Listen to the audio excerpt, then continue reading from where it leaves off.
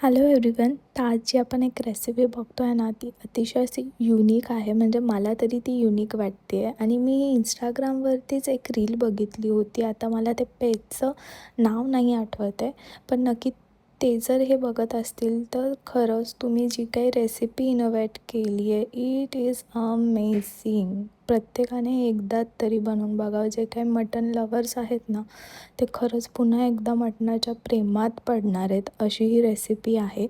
अतिशय सोपी, हार्डली 20-25 मिनटात तयार होते. पण याची टेस्ट माझ्या तोंडाला अजूनही पाणी सुटतं आहे. याची जी टेस्ट आहे ना, माझ्या घरीसुद्धा सर्वांना आवडलं आहे. आणि सगळे आता म्हणतात की बिर्याणी न बनवता नेहमी हा पुलावच बनवायचा. बिर्याणीची जो तामझाम असतो ना, तो याला काहीच नाही आहे. पण या नारळाच्या दुधाची जी चव या मटणात उतरते आणि नंतर त्याच ग्रेव्हीमध्ये आपण भात शिजवून घेतो. कमाल लागतो तो, कमाल. प्लीज तुम्ही नॉनव्हेज खात असाल तर एकदा या रेसिपीला नक्की ट्राय द्या. ती खूप अमेझिंग लागते, म्हणजे शब्दच नाही आहेत. आणि हा पुलाव बनवताना ना शक्यतो तुपाचाच वापर करा, त्याने खूप छान टेस्ट येते अजून. आणि प्लीज ही रेसिपी ट्राय करा, तुम्हालासुद्धा नक्की आवडणार आहे. बाय.